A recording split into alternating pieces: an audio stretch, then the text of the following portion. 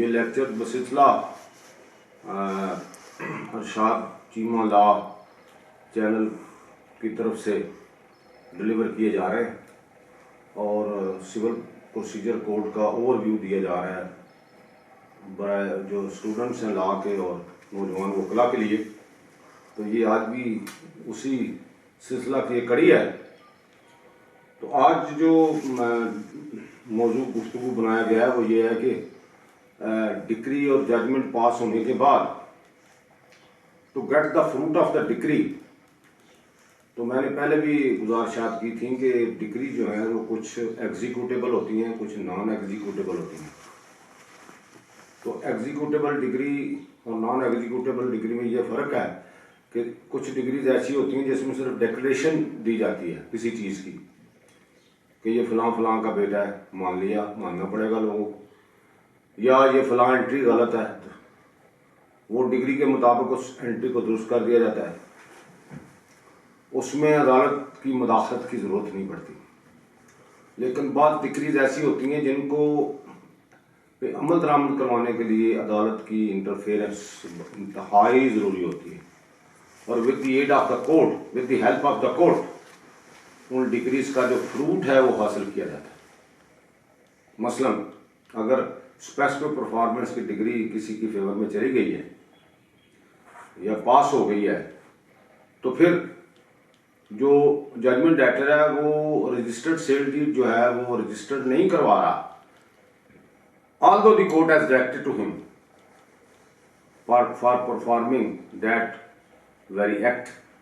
लेकिन कोई ऐसी रुकावट भी नहीं है, लेकिन इसके बावजूद वो जो है वो इस पर अमल नहीं कर रहे, वो रजिस्ट्री नहीं करवा रहे, जबकि स्पेक्टिव परफॉर्मेंस की डिग्री के ये लाजिम है।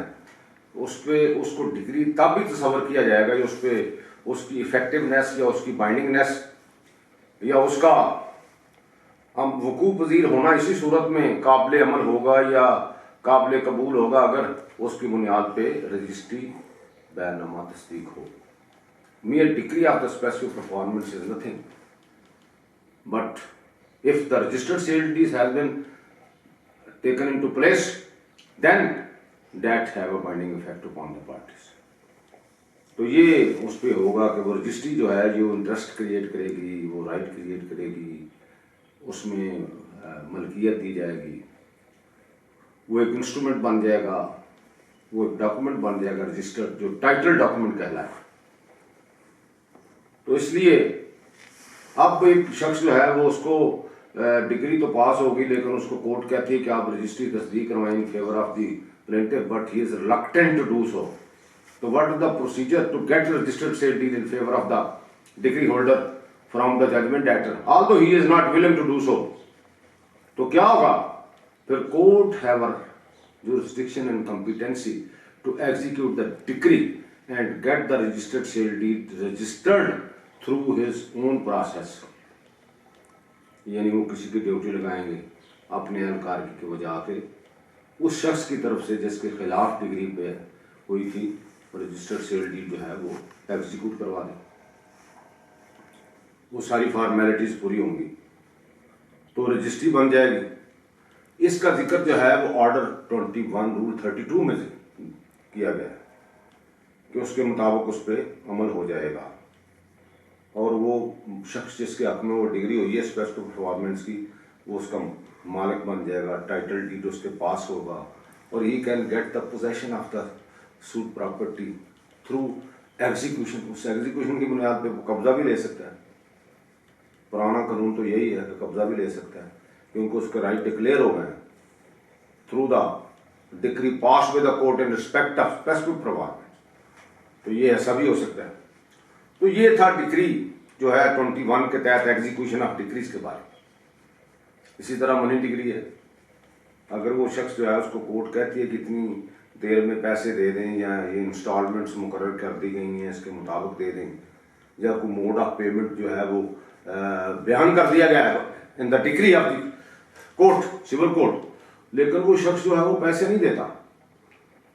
वो इनकार कर गया है, वो कोई कंप्लाई विद नहीं कर रहा डायरेक्शन ऑफ द कोर्ट्स को, तो what is the remedy with the person who has obtained the decree of the money, recovery of the money through the aid of the court, from the court, and he is the decree holder, and the judgment debtor is not obeying the orders of the court and decree of the court, तो फिर उसके लिए फिर वो execution file करेगा, execution mean एक application देगा इस डिग्री के लिए कि इस पर अमल दरामद करवाया जाए। अब उसका तरीकाकार mode of affecting the degree जो है, एग्जीक्यूशन ऑफ द डिग्री जो है वो मैंने गुजारिश किए थे 51 में लिखे हुए हैं सेक्शन में, उसमें उसको गिरफ्तार भी किया जा सकता है, डिटेन भी किया जा सकता है, उसमें उसकी प्रॉपर्टी भी अटैच हो सकती है, उसकी प्रॉपर्टी सेल आउट हो सकती है, तो satisfy the degree of money degree या अदर डिग्री, तो ये उसमें तरीकाकार होगा। अब इसी तरह किसी ने अगर पोजेशन की डिग्री ली है from the court immovable property की, तो फिर उसके बारे में क्या होगा, फिर ऑर्डर 21 रूल 35 और ऑर्डर 21 रूल 36 जो है वो उनसे फ़ायदा हासिल किया जाएगा। यानी कोर्ट जो है ये वारंट दखल जारी करेगी, वारंट ऑफ पोजेशन उसको कहते हैं, और वो थ्रू अगर वो एग्रीकल्चर लैंड है तो थ्रू कलेक्टर उस पर अमल दरामद करवाया जाएगा, अगर वो मकान या दुकान वगैरह है तो फिर बैलेफ ऑफ द कोर्ट जो है वो जाके उस पर अमल दरामद करवाएगा, अगर पोजेशन लेके देगा। पोजेशन सिंबॉलिक भी हो सकता है, फिजिकल भी हो सकता है, तो ये सारे इसमें मोड ऑफ एग्जीक्यूशन जो है वो दिए गए हैं मुख्तलिफ डिग्रीज के बारे में। अगर पार्टीशन की डिग्री है तो उसके बारे में भी फिर मोड ऑफ पार्टीशन तय करवाएगी कोर्ट थ्रू कमीशन। ये आजकल तो जो है नया कानून आया हुआ 2012 का पार्टीशन का, उसमें भी ऐसी कि उसमें इंटरनल ऑक्शन का भी कानून मौजूद है, उसमें दूसरी ऑक्शन का कानून भी मौजूद है, उसमें पार्टीज कंप्रोमाइज़ भी कर सकती हैं, उसमें कह सकती हैं कि ये फलां का हिस्सा, ये फलां का हिस्सा, तो इस तरह भी किया जा सकता है। तो बहरहाल मुख्तसर ये है कि ऑर्डर 21 जो है ये पूरे का पूरा एग्जीक्यूशन ऑफ डिग्री के बारे में है, और सेक्शन 36 से लेकर सेक्शन 74 तक एक्ट में भी एग्जीक्यूशन का जिक्र है, और इसमें मुख्तलिफ डिग्रीज के एग्जीक्यूशन के बारे में लॉ मौजूद है। इसमें यह भी कानून मौजूद है कि अटैचमेंट ऑफ द प्रॉपर्टी कैसे होगी, और अटैचमेंट कितनी देर तक कायम और दायम रहेगी, और उसके बाद हाउ टू, अगर वो अटैचमेंट करने के बाद ज़रूरत पड़ गई है, डिग्री सेटिस्फाई नहीं हुई, तो फिर to sell out the property through auction publicly, तो फिर ऑक्शन कैसे होगी, उसका शेड्यूल कैसे जारी होगा, कौन शेड्यूल जारी करेगा, कौन देगा शेड्यूल, उसके मुताबिक फिर शेड्यूल के मुताबिक मौके पे जाके ऑक्शन होगी, और ऑक्शन में क्या तरीकाकार है जो प्रेस्क्राइब किया गया है, how to conduct the proceeding of the auction, auctioneer कैसे मुकर्रर होगा, who will be appointed as auctioneer to auction the property which is subject to the execution. उसमें ये भी इसमें रूल 66 और 58 जो है वो ये है कि अगर वो ऑब्जेक्शन जो हो अटैचमेंट पे वो भी दिए जा सकते हैं, इन्वेस्टिगेशन कैसे की जाएगी क्लेम्स की, अगर क्लास डिग्रीज हों तो वो कैसे, उनको कैसे उस पर अमल दरामद किया जाएगा, कैसे उनकी, तो ये सारे मामला इसमें दिए गए। उसके बाद अगर ऑक्शन हो जाती है तो किसी को ऑक्शन पे इतराज़ है कि ये गलत हुई है, दुरुस्त नहीं हुई, जैसा कि ऑर्डर 21 रूल 89 और 90 में दर्ज है कि उसके कुछ पेनल्टी जमा करवाने के बाद अगर कोई ऑब्जेक्टर है कि वो कहता है इसमें इरेगुलरिटी या इलीगैलिटीज पाई जाती है ऑक्शन प्रोसीडिंग में, और ये गलत हुई है और ये किसी और प्रॉपर्टी की कर दी है, जो भी ऑब्जेक्शन है, अगर कोई चैलेंज करना चाहता है उसको, तो after paying the penalty some portion of the auction जो मालियत है, वैल्यू है, उसमें कुछ 20% अदा करके या ऐसा जो भी इसमें दिया गया हो तरीकाकार उसके मुताबिक उस पर ऑब्जेक्शन दिया जा सकता है, उसको सेटिस्फाइड करवाने के लिए कोर्ट से रिक्वेस्ट की जा सकती है। तो ये भी इसमें तरीकाकार जो है वो ऑर्डर 21 में दिया गया है। इसके अलावा एक दो और बड़ी अहम चीज़ें हैं कि सेक्शन है रूल है 97 एंड 100,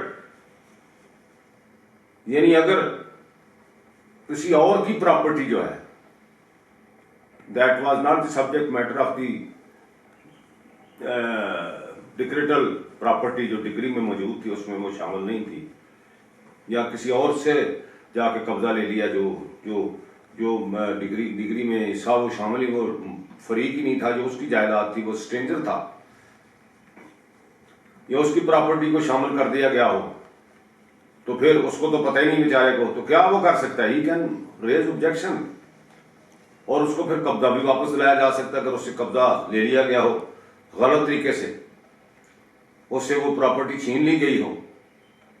लेकिन डिग्री होल्डर ने उसमें कोई ऐसा गलत बयानी की गई हो या उसकी प्रॉपर्टी डिग्री में शामिल करवा दी गई हो जो कि जजमेंट डेटर का जिसके साथ तल्लक ही नहीं है, इलीगली किसी को डिस्पोजेस कर दिया गया, वो जो सेक्शन 100 के तहत ये है, रूल 100 के तहत ये है कि उसके बकायदा उसको वापस कब्जा दिलाया जा सकता है। ये सारी सूरत किसी के साथ ज्यादती नहीं हो सकती। इस तरह ये सारे का सारा प्रोसीजर जो है इस ऑर्डर 21 में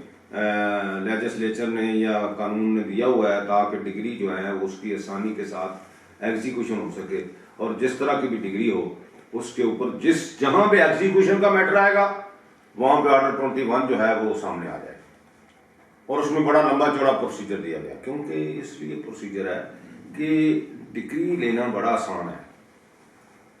लेकिन डिग्री पे अमल दरामद, डिग्री की एग्जीक्यूशन जो है ये बहुत ही मुश्किल है, और ये बड़ा लंबा चौड़ा टास्क है। हमने देखा है अपने एक्सपीरियंस में कि लोग डिग्रियां तो लिए फिरते हैं, लेकिन अब वो एग्जीक्यूट नहीं हो रही। अब मनी डिग्री किसी के पास है, डिफेंडेंट वैसे मिलता नहीं है, प्रॉपर्टी उसकी है नहीं है, तो कहाँ से वो डिग्री की सेटिस्फेक्शन होगी? वो मालिक ही नहीं है किसी प्रॉपर्टी का। How the property may be attached और sold in the execution proceeding, या फिर वो शख्स जो है वो बाज़ औक़ात वो बंदा जो है उसको गिरफ्तार तो हो जाता है, वो अपनी वो मुद्दत जो है गिरफ्तारी की पूरी करके 1 साल वो जेल में रह के वापस आ जाता है। वो कहता है जी मैं कहाँ से पैसे दूंगा, मेरे पास तो कुछ भी नहीं।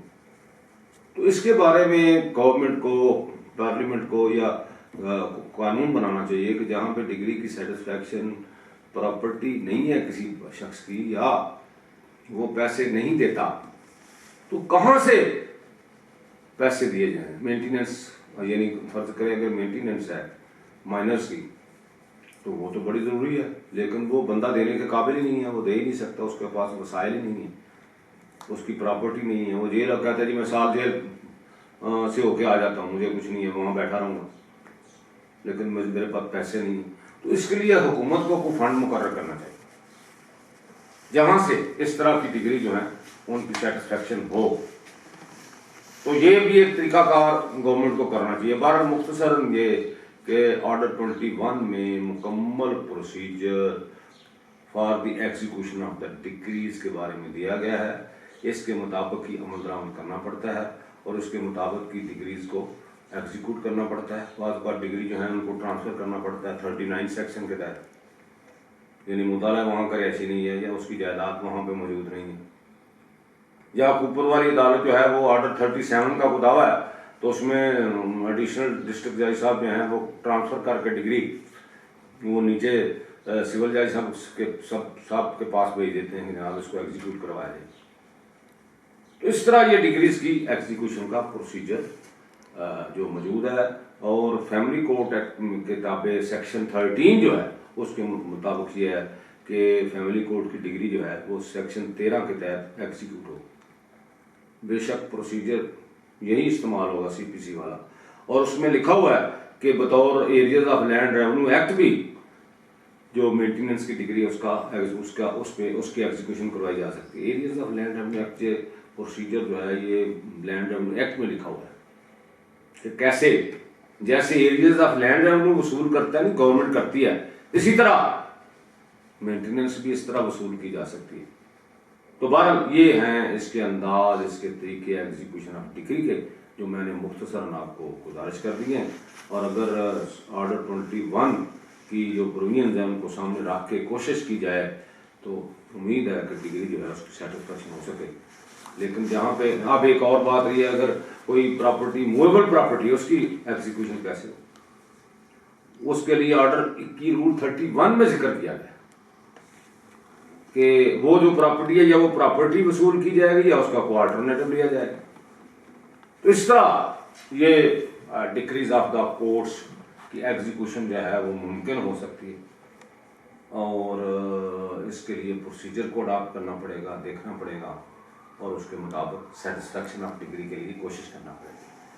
अब बाज़ हायर कोर्ट की डिग्री होती है, वहाँ से कोई फैसला होता है तो वो कहते हैं कि वो डिग्री जो है वो फर्स्ट इंस्टांस की कोर्ट से ही हमेशा उसकी एग्जीक्यूशन मुमकिन हो सकती है। तो ये तरीका कार है। Thank you very much.